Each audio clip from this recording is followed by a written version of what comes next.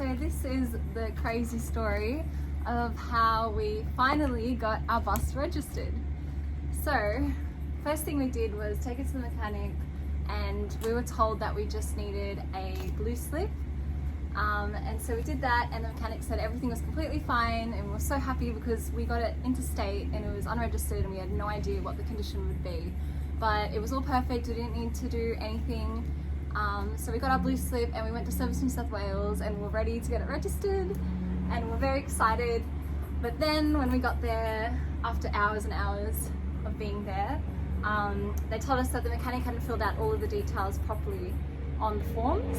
So we had to go back to the mechanic, which we did, and he refilled them all out for us. And then we went back to Service New South Wales, and after again a massive wait, they then told us, oh, we actually need a brown slip. So the blue slip was useless and we needed to go back to the mechanic and get a brown slip. But our mechanic didn't do brown slips, so we had to go to I called the mechanic that my work uses, and he's like, truck mechanic. Before you come to me, you need to get an engineer out to get a mod plate because you're taking out seats. Yeah, so because there were 21 seats in before and now we've only got 4 seats, we have to get a mod plate. So it's called an engineer to come in, and there were only like 3 engineers. Yeah, 3 to 2 buses and down to panel vans. Yeah, in the whole state. So like there are only 3 to choose from, and we wanted to get this done really quickly because we wanted to start our build. So we found one and booked him in the earliest day that he could come, and he did that. Everything was fine. He did the mod plate, we got all the paperwork, and then what happened? Then I went to the mechanic, and he's like, yeah, it's all good except for you don't have the report from the modifications done like 12 years ago for the tow bar and the rear side door. Yeah. Even though there's already a little plate in the actual door that says it was done, he needed the written up report. And so I called up my engineer, and he's like, why is he asking for that? Like, it's in the door. Like, he must be very like strict or something to, like, no one asked for it. He just said take it somewhere else, but by that point we just didn't want to take it anywhere else. We just went over it. So we just wanted to get it done. So in the end we just said, we called the engineer, we told him to come back, and we got him to check everything was fine with the side door and the tow bar.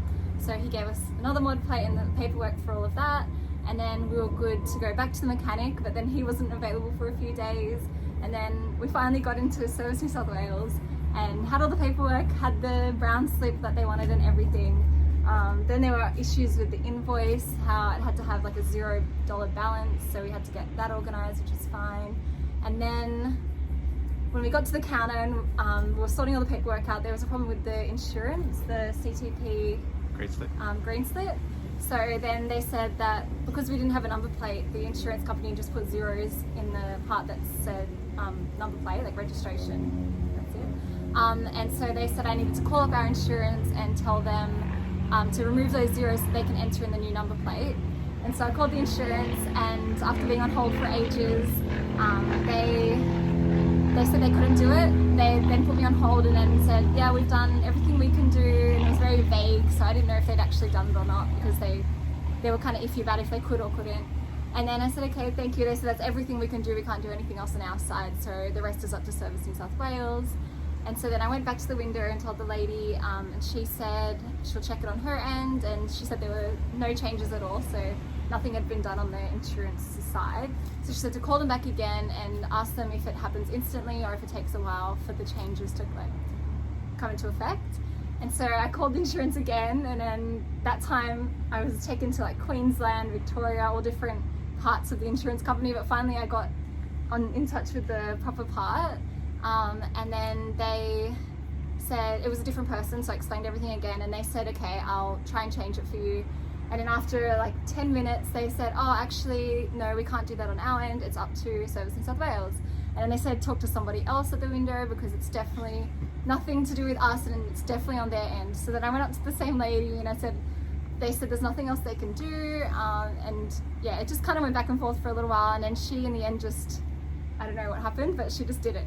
And so it was on their end. But then after that, they were processing all the paperwork, and then what happened next? They couldn't, because of the